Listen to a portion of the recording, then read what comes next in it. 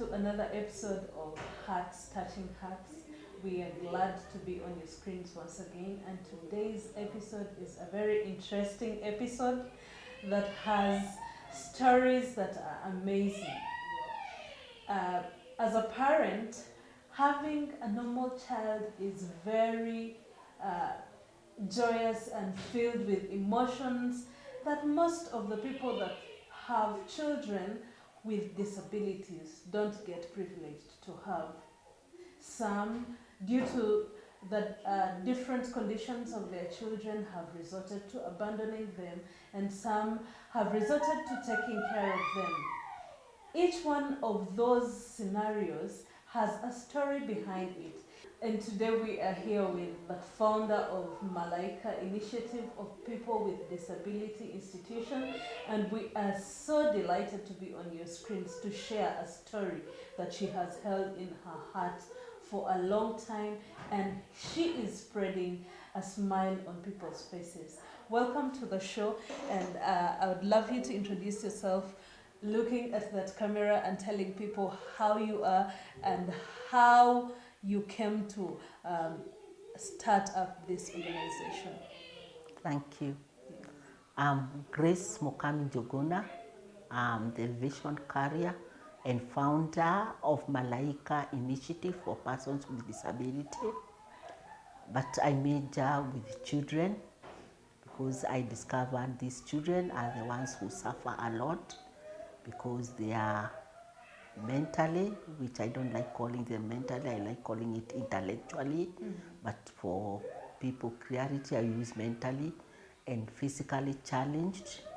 Their brain is damaged by one major thing, that is cerebral palsy, which cerebral palsy simply means the damage of the brain.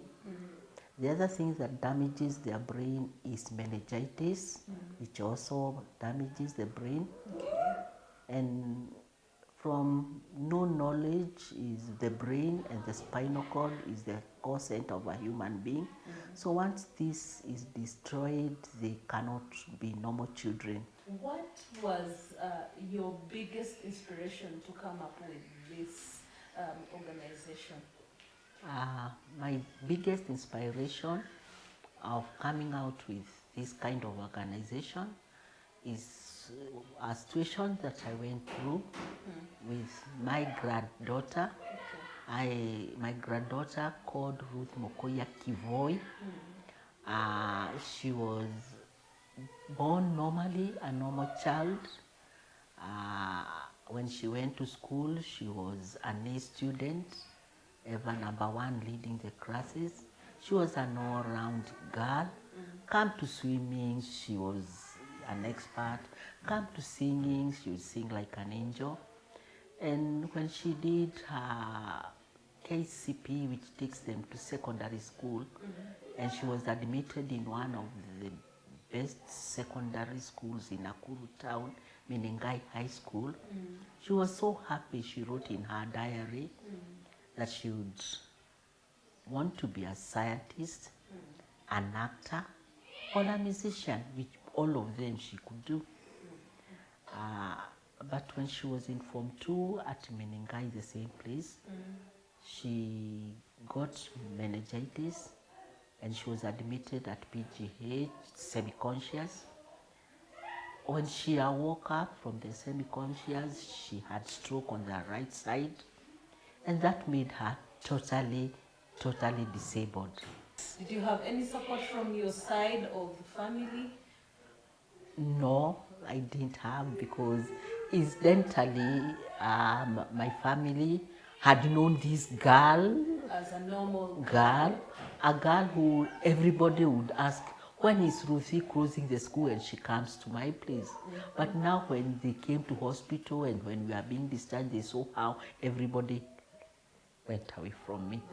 And so they withdrew. And so I was left alone with my grandchild. But because when she was okay, I was with her, people knew me even in town, walking around with her. Why reject her now that she is like this? So I took care of her. I thank God because I could afford to take care of her.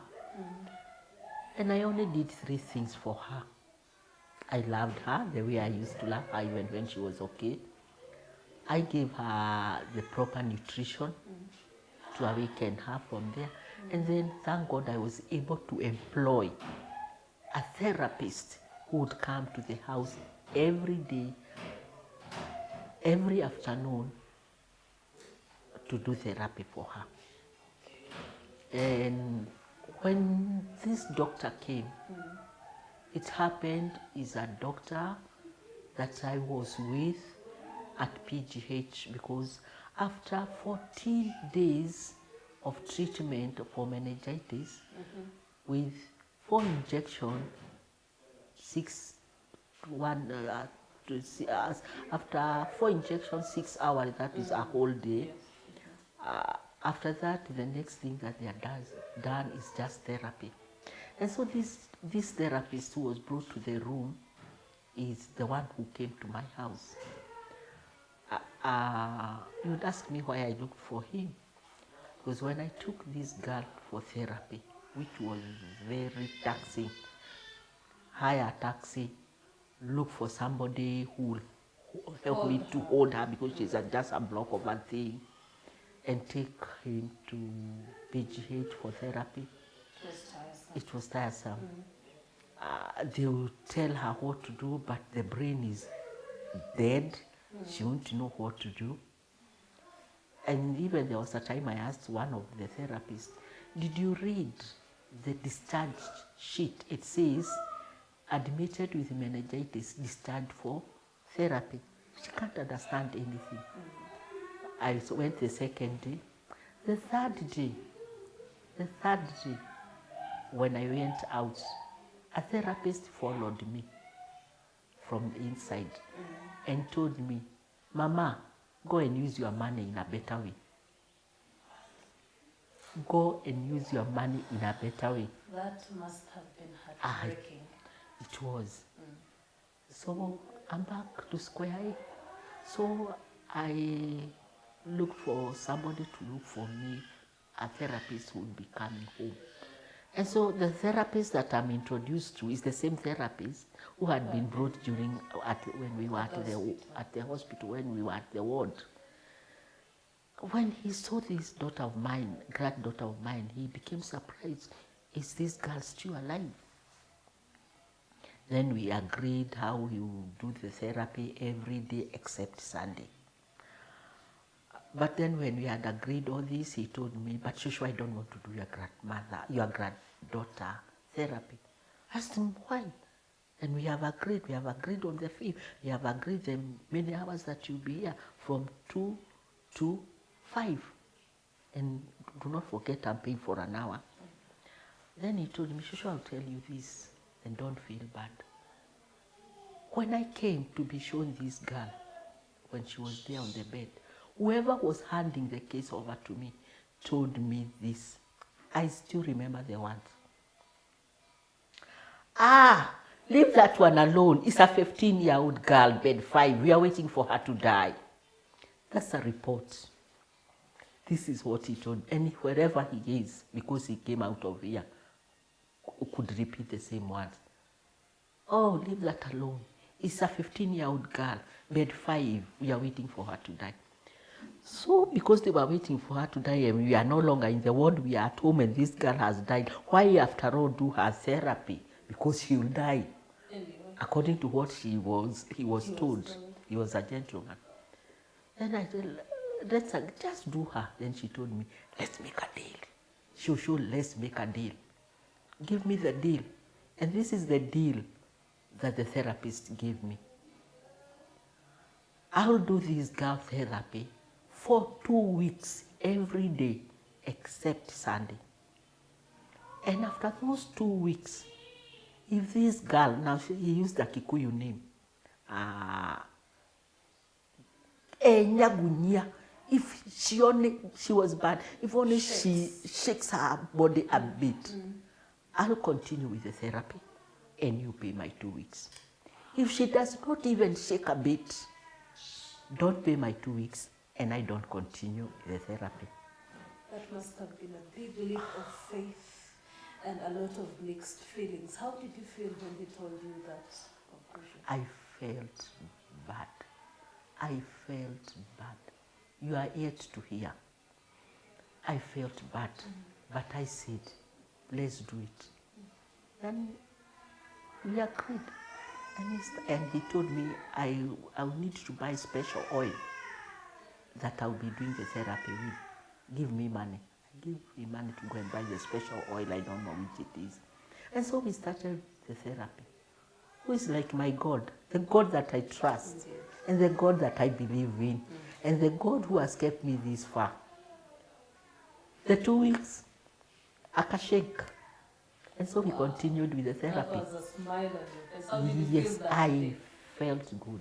And I was thankful to my God, because it was not for God and my faith in God, nothing of that would have happened. Because everybody was discouraging me.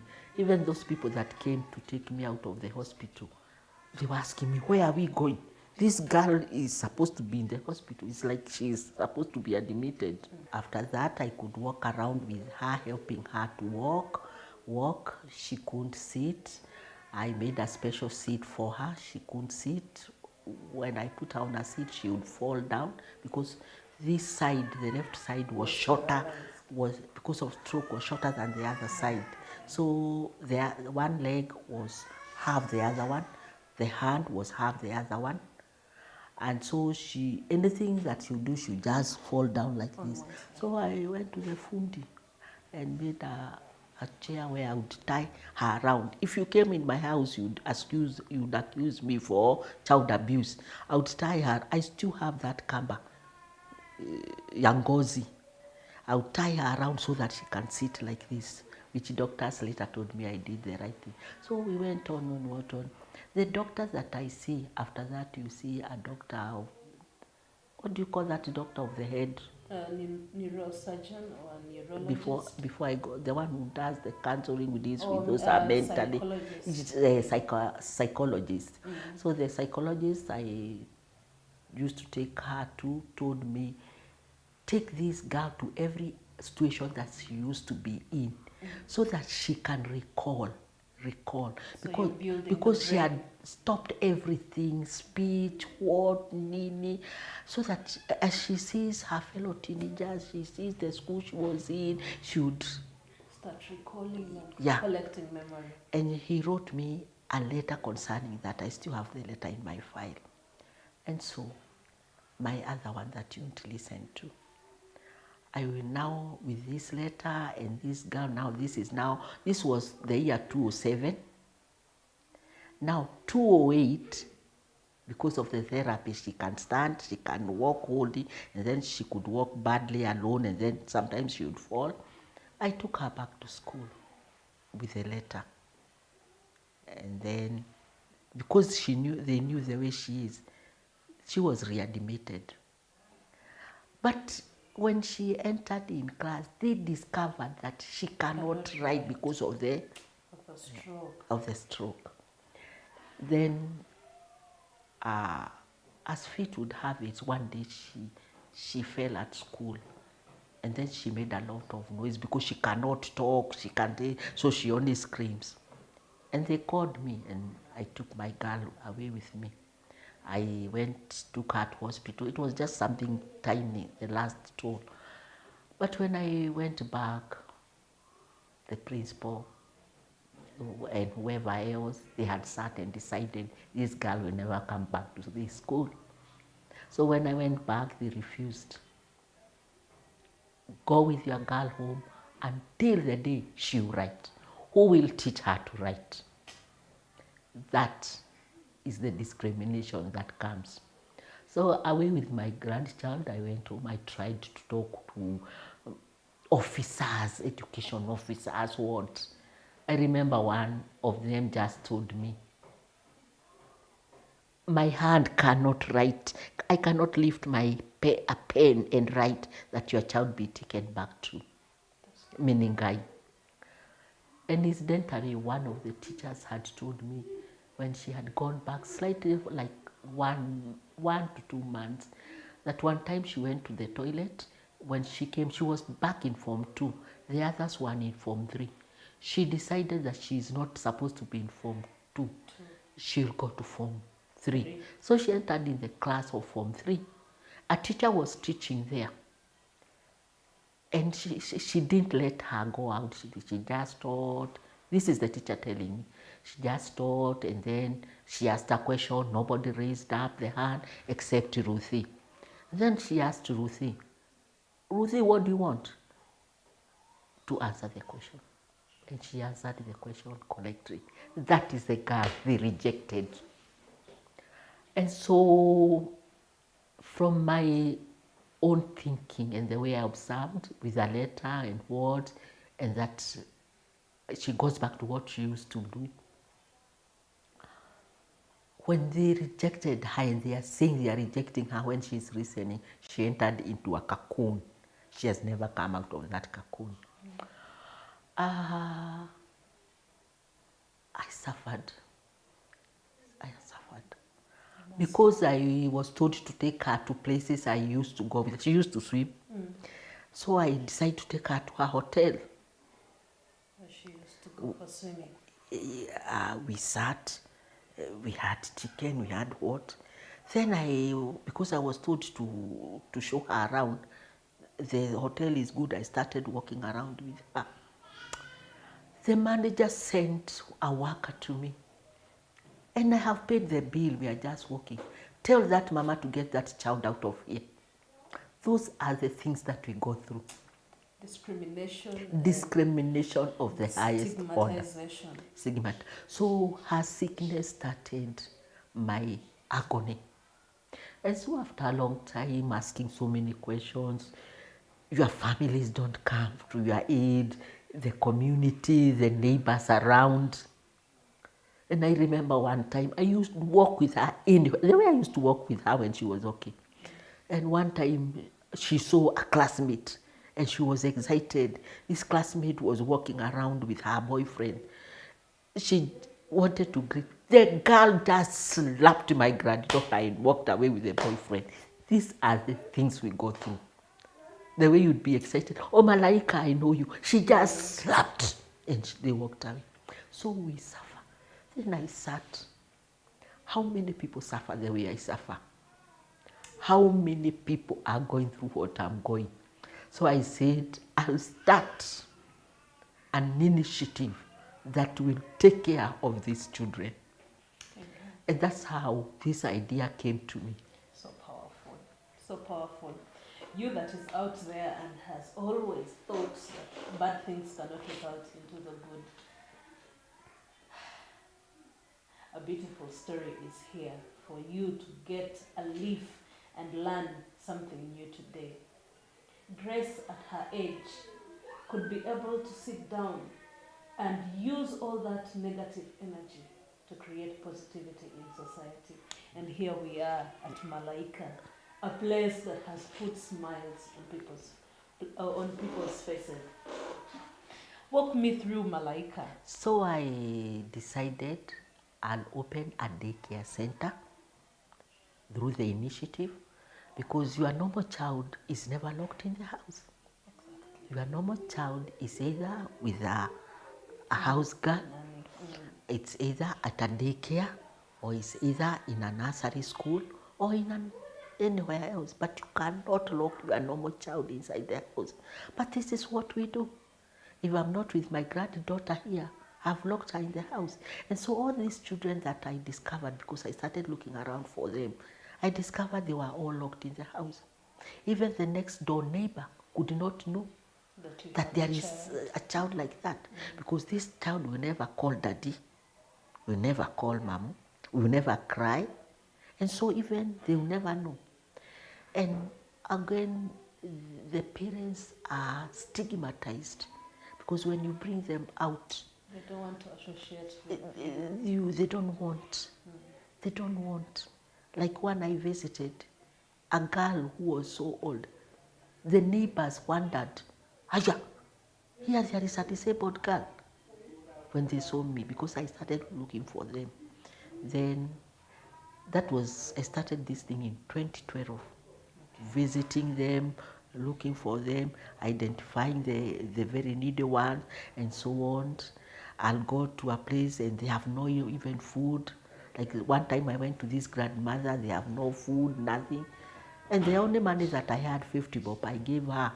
And she told me, stay here. I go and buy milk, I buy a scones, and then I come and make tea for my granddaughter who we had slept hungry. So they suffer.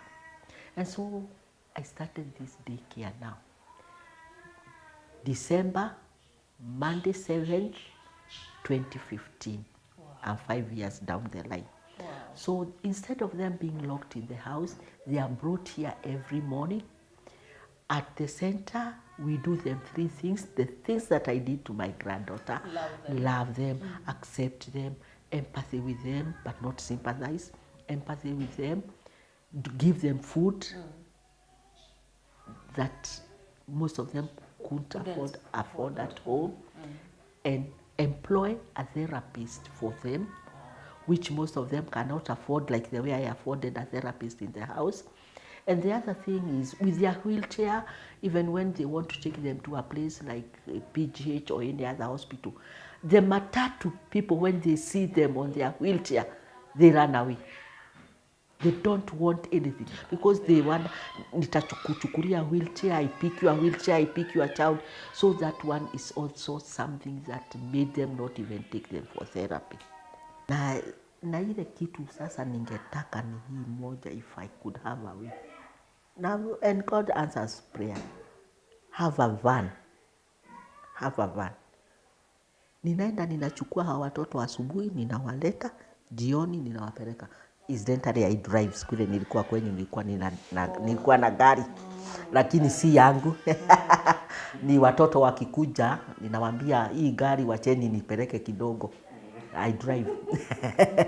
Na nikidrive watu wanaangalia shosho wanastuka. Hata mwingine aliniambia, shosho tuandike tukudrive. So na hiyo na driving license yangu, ninawachukua, ninawaleta hapa, ninawarudisha. Because especially when it is raining here, itabidi nikomboe tukutuku, ikuje iwabebe, iwapeleke home on their wheelchair. If I only had a van. Kama sasa huyo ninakwambia wa danger, for her to come Aligesa, nitabidi nitafute pesa. Nikiona amekaa sana, kwa sababu akikaa tena wanashikana. Nina mpesa 200. Kukuja ni 100, kurudi ni 100. Hapa ninamwambia from town walk. Si nimekulipia kwenda Anesta. Anakaa hapo Anesta school. Lazima ni mpesa. Kama sasa hajakuja like 2-3 weeks. Sasa, so I have challenges. My name is Peter Tarui. I am a registered occupational therapist. I have been in Malaika for the past 5 years. I've been dealing with the children with disabilities. And I'm also doing daycares for them. I do therapy for the kids. I do home program for the parents and assist in the running of the center. Even the place I live, I would walk with my granddaughter, and the picky people, when they see me, they all go away because they don't want that to carry. And so at this daycare, we have done that. I started with 5 kids. 5 children. Yeah, and 1 adult. The adult is my granddaughter because she was past, by the time I started, she was past 20. Next month, she'll be 30 years. Wow. 16 years of being in good health, and 14 years I've taken care of her since she became disabled in 2007. Now, taking you back a little, can now Lucy be able to speak and tell you this hurts, this feels bad? Because I could be able to see her walk and smile, but I could not be able to, I did not get that interaction to get to know. Can you be able to hear from her speaking to you and telling you, Shosh, I want this, I feel like this? Incidentally, my granddaughter does not talk to me, but I was told by the doctor, because when she was recovering, it's only me she knew. And because the rest of the world rejected her, like the story I told you about the school, so to her grandmother, she has never healed. To her grandmother, she has never healed. And if only there was an institution where I would take her to be out of me, it would make her independent. It would stop her being dependent on me because I have to do everything for her. She's not like the normal girl that will wake up, wash your face, go to bathroom, brush your teeth, dress. The way she's dressed, I am the one who knows what she will dress. But talking, she talks. Especially if you talk to her in English. English, she had an A of 96 marks. But it will depend on you. If you befriend her and she has confidence in you, talk to her in English. You'll under the English she has.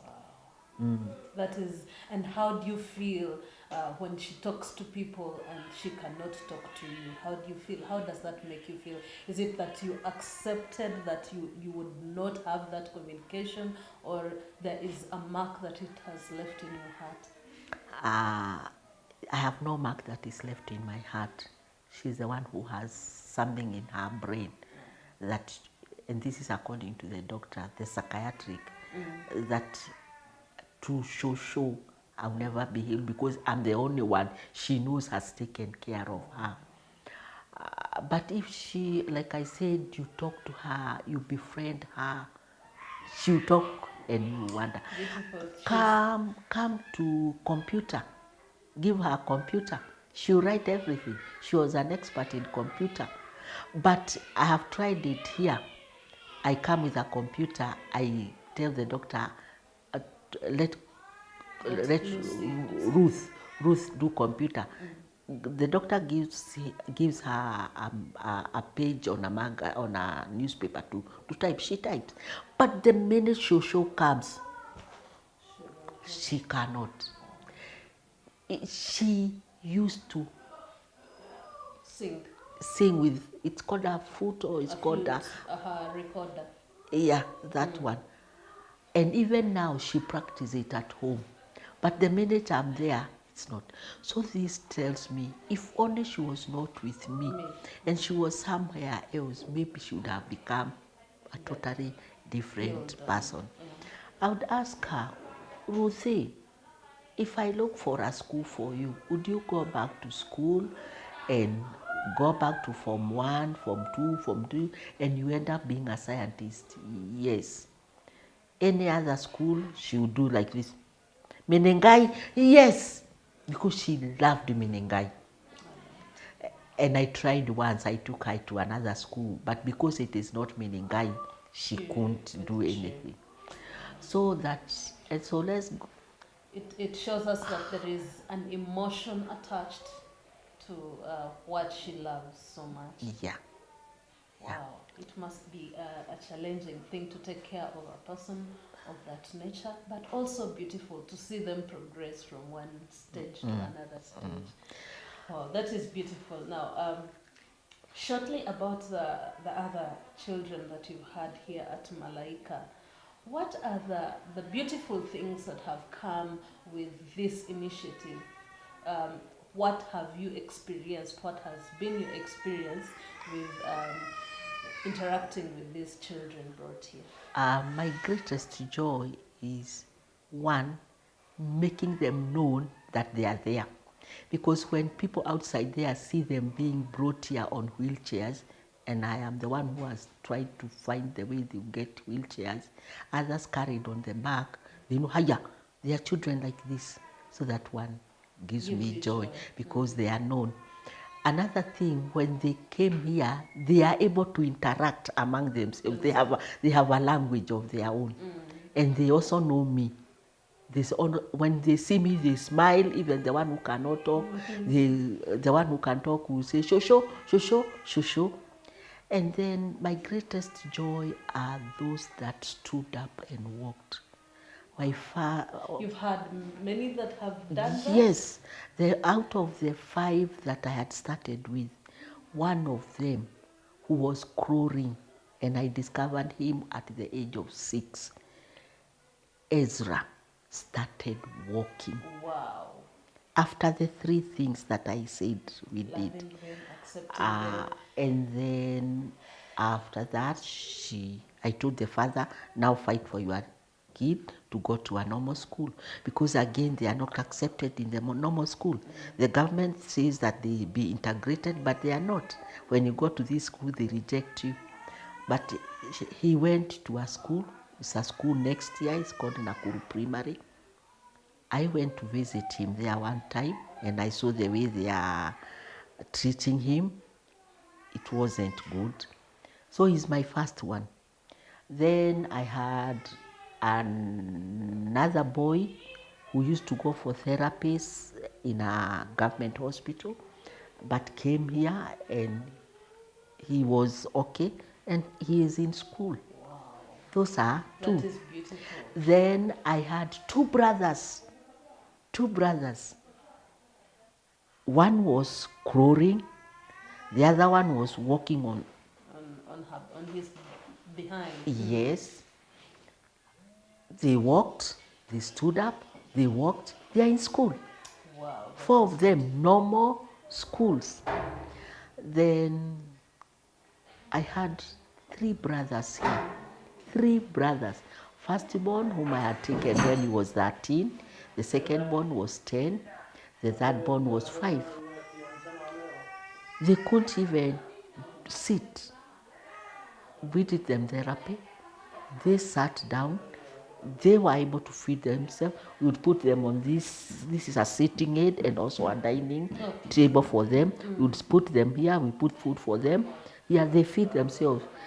Let the food fall or what, but they are practicing. They are doing it. They are doing joy. It brought joy to me.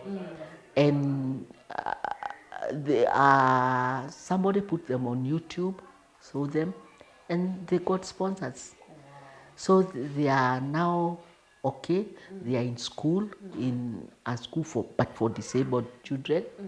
But there is one thing that I'm happy about.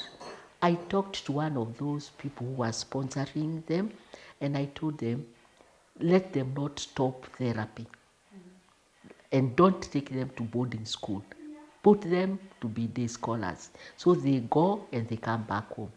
And incidentally, my same therapist, Dr. Tanui, is the one who does them therapy at home. So it continues. So I have 7 good cases. Wow. And I'm happy about. And I'm waiting for others that even if it's slight change, it's okay. And including my granddaughter. Those are it. It must be a lot of joy in our hearts. It's joy. To experience such a story. Yeah. Now, I would love you to tell us, what are the challenges that you have faced here at Malaika? You that has just joined us, we are here with the founder of Malaika Initiative of People with Disability. You are welcome, and please stick with us until the end of this episode. Thank you and welcome. Now back to you, Shosh. The challenges. What are those big challenges that you have faced, or the small ones that you have faced with the people that have come or have brought their children here for therapy and the care you give? Yeah, the challenges that I have faced is some of them give up on the way. They give up on the way when they see their children are not, and they have seen those that have recovered and theirs have not recovered, but it all depends on the individual. So that's a great challenge. My other challenge is because people have known me, they come from far. Like there was one time I had a couple who had come all the way from Baringo, because many of them know about homes. But this one is not a home, it's a daycare center. Because I didn't want to remove that bond between the parents and their children. Because many of them would like to do away with them. And when I was starting and going around and meeting them, and we'd meet in a meeting, I would ask them, if I ever succeed in doing what I'm imagining I want to do for these kids, like now creating the daycare, the home, one of them just told me, remove this child from my hands. Remove this child from my hand. So many of them would like to get rid of them, of their children. They get tired. They get tired. Look like burden. Yeah, it's a burden to them. And so I said, no, I will not remove them from their hands. Let that bond continue. Building. Yeah, and so that's the other challenge. The other challenge is because these children are not known. When I visit the necessary institutions that deal with the disability, they don't know them. I have tried to talk to them to come and see them, and they don't come and see. They know there is a Malaika somewhere. I'm officially registered. I'm also registered with the National Council for Persons with Disability. Every time I go to their office, tell them, come and see the children I deal with. They don't come. So it's a great challenge, but I know why the challenge. Because this is not a child who will walk into an office and talk about us themselves. A blind person will use the cane and reach the office. A normal disabled person who is just the legs but the brain will roll the wheelchair to the office. But this one who will ever in the house, nobody bothers about them. And so they are not known. That's a great challenge. And because of the many things that you need to do for them, they are not bothered. I'll tell you something.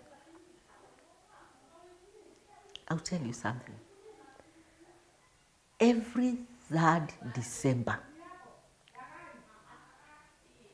and I'm saying that without fear or what, because my God is my protector. Every 3rd December is World Disability Day. They know me, Malaika, and my children. Everybody is invited to the World Disability Day, but these children are never invited the way they are. So one time I tell them, we shall now go. We went. This girl that I celebrated her 18 years. The person who was organizing stood up and called, dwarf, come in front so that people can see you. The blind person, so and so, so and so, they called them. And they are all normal. Then I told this one, yours has not been called. Push push her with the wheelchair to the line of the disabled so that they can see. She pulled. You'll talk to her, she is here. She pulled and put on the line of the dwarf, the albino, the what, the nini. The organizer came from where he was seated, straight to where my Malaika was, and told the mother, remove this child here. And the child was removed and was brought back where I was. What discrimination that we go through. And those are the people that are supposed to help. Another time I took the one that I visit. I visit one who is my outreach, who is totally disabled, he's blind, he's deaf, he's dumb. Bring this one this time so that they can see. Go in front, push. And then she went in front and somebody saw.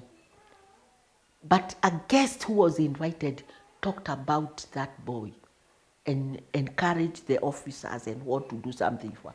Up to today, nobody has done anything for that boy. So those are challenges. Who will talk for these children that are voiceless? If somebody like me does not come out for them and we partner with others, we come out for them. Together we can. Oh, together we can. Together we can. And so this is my greatest challenge. And the other great challenge that I have is I'm old. So when I go to places and I talk about what I'm saying, people just say, what is this shosho saying? A shosho like me cannot do such a work. So that's my age and the way I am is also a challenge. The other challenge that I have, this is a business like any other. This is a mama who is doing business. And so they don't see the children that I'm dealing with. They see me. As an investor. They see me as an investor. But incidentally, Incidentally, nobody pays me a So, single Shosh, you cent. want I to fight tell- you for want them. Forgive me for cutting you short. You want to say that there are people who actually look at you like a person who is getting aid and diverting it to wherever else but not here. Sure. And so they are not ready to give me any finances. But I'll tell you, food I'm given. And I give, they eat and I supply to them. Like during COVID, people who know what I do would come and give me food. And I pack and I call them and They come for the food. they come for the food. One time, a group of 4 gentlemen wanted to try me. I knew they wanted to try me. They told me, do you know these children and where they live? I said, I know them. We will pack food. We packed food and went round in their car, up to the one I'm telling you, me and Dondori, Nanette. Every home I know except the new ones, taking food to them. And they were so grateful that during COVID, Flamingo, Kivumbini, another building here, I would take them, this food to them. Finances are my only problem. And I need to pay these The workers. therapist you have I- now, how many workers do you have in Malaika? How many workers do you have? A total of how many? We are 4 workers, me being one. I am not paid. I struggle to see how they'll get paid. I have the therapist to pay. I have the 2 ladies that cook and take care of these kids. I struggle to pay to them. I go talking to people, can you sponsor children here for only 200 shillings per day? 200 shillings per day if you pay for a kid. She will have care, therapy, and food. Some people, when I talk, they would say, I'll pay. They will pay maybe for 1 week. 1 2 week, days. 2 months. Then they say, yeah, hakatapona. They give up, especially after, during the COVID, whoever had said I'll be paying does not. So these children are now here, and I cannot tell them To go back. to go back because I had found somebody paying for them. I want to explain, you are sponsors. It is hard. It is hard. It is hard to do so. And so that's a great challenge. But I thank the church. I thank the church because the church, after discovering what I'm doing, waiting to see the wazungus, because your problem has to be solved by other people, not you solving the problem of your community. They saw no mzungu comes, there is nothing. They agreed to, for a time until I'll be okay, to be occupying this place without rent. And before I used to pay rent. For now 2 years I'm not paying rent. So that gave me a relief. And because of The constraints. the constraint, I am a retired teacher. So I have a little pension. Sometimes I go beyond and use my pension to pay for them. For them. Yeah. But That's a beautiful and big heart. Like, there are very few people that can literally come out and do that. And let me tell you, Shosho, you're touching many hearts, and God is faithful. He is Thank going to surely come through for you. and he has come. He has come. There are testimonies that He you has can come. And my testimony is my health. give. Wow. I'm less 1 year and I have to be 70. Wow. Yet I listen to Shosho saying the way they have to take medicine every day for pressure, for dialysis, for what. So God has already paid me. Wow. And I know he will pay me much. God pays with goodness, and his pay is bigger, is much more bigger than what we can be able to accomplish.